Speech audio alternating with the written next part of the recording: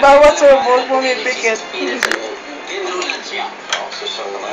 ano? Simulan na natin. Okay. So ito yung ating cook. May tattoo pa, oh.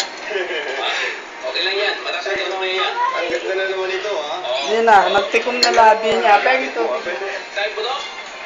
Huwag naman ngayon, sir. Huwag mo sabihin, bibigyan mo na naman yan sa amin. Baka gusto nyo, Night? Gusto nyo ba yan? Gusto nyo ba, Night? Huwag naman.